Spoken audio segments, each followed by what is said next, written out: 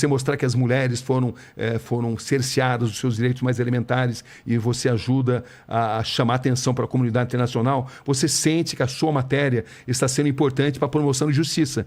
E não existe sentido na nossa profissão se a gente não ajudar de alguma forma a promover justiça. Né? Pelo menos é assim que eu encaro a profissão. E fazer uma transformação. Foi nessa ida que você mostrou os caras sem orelha? Que eles cortavam a orelha ou não? Você cortava a orelha, foi no Iraque. No Iraque? Foi 2 anos antes. Um ano antes. Tinha essa história, mas no Iraque não era... foi em 95. Havia uma grande lenda. O governo de Bagdá, o Saddam Hussein, o Tariq Aziz, que era o vice-primeiro-ministro, o homem que aparecia para a imprensa internacional, desafiava jornalistas internacionais a provarem que eles cortavam a orelha daqueles iraquianos que ousassem se negar a servir o exército. Entendeu? Isso sempre circulava, mas eles desafiavam jornalistas a provarem isso. E nós conseguimos provar. Eu vi essa cena. Isso. Quem que puxa o turbante, alguma coisa que mostrou? Essa foi a segunda situação, né? Porque, na verdade, eu fui beneficiado pelo fato de que a gente estava ali em Bagdá, com o Saddam Hussein, e 24 horas por dia, monitorados pelos agentes do Saddam.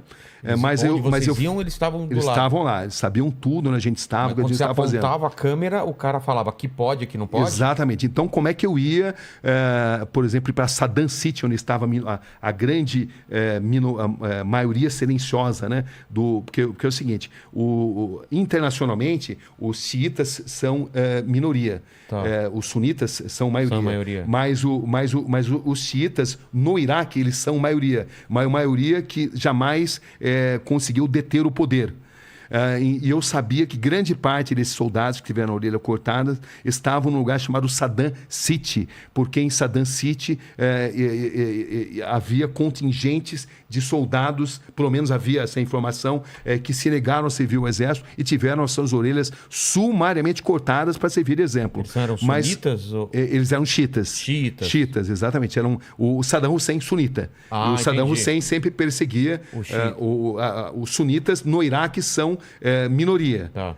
Entendeu? Mas eles sempre tiveram muito próximos do poder.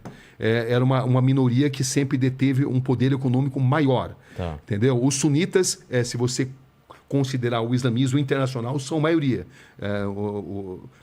Mas dentro do Iraque, os xiitas são maioria. Tá. Né? Esses xiitas são apoiados pelo Irã, que é um país xiita, por exemplo. Né?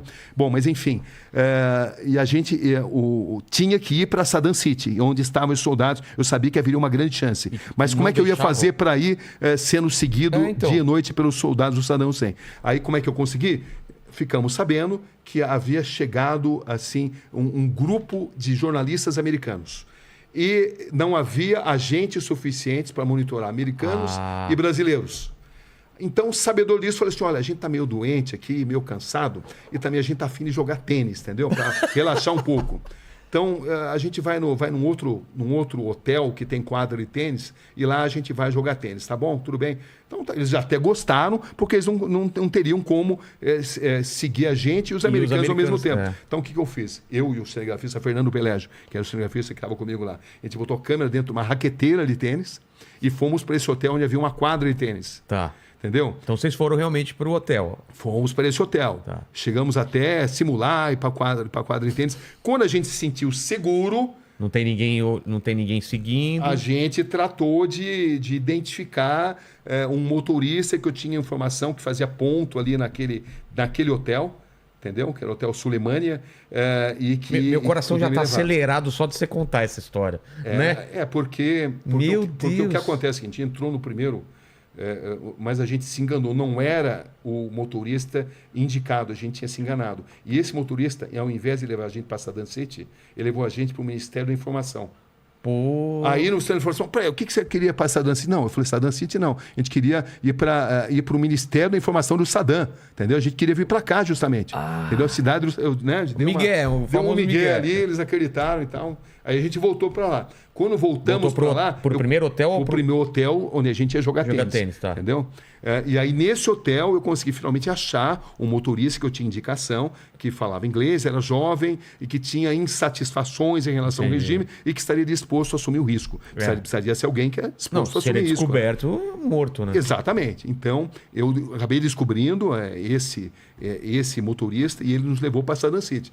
Só que levar no Saddam City, eu lembro que a gente levou pedrada, porque estrangeiros eram mal vistos ali, mas o fato é que uma hora depois de a gente ter chegado lá, a gente conseguiu finalmente descobrir um soldado que teve a orelha cortada. Eu fiz a entrevista, ele contou pormenorizadamente por que a orelha tinha sido cortada sem anestesia, justamente porque ele não tinha servido o exército.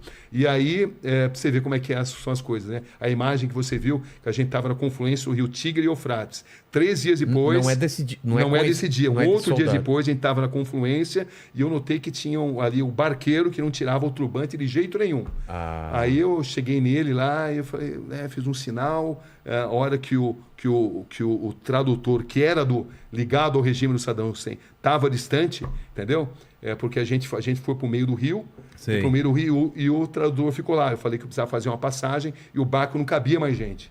Entendeu, não? Porque o tradutor era deles, né? E aí, meio por sinais, eu expliquei para ele contar a história. E aí ele tirou o turbante, contou a história. Eu tive que traduzir depois. E aí era a história da mesma coisa. Mesma coisa. Não quis servir. Não quis servir o exército, a orelha foi cortada, não teve anestesia. Cara, e a família passou a ser perseguida. E o mais interessante é que eu lembro entrevistando o Tariq Aziz, o vice-primeiro-ministro, ele falou assim: eu desafio você a encontrar essas pessoas. Onde estão essas pessoas? Mas eu não podia falar, eu acabei de filmar. Porque se eu falasse isso, eles iriam revistar, confiscar. E eu queria ainda ir para a cidade, arrasá-la,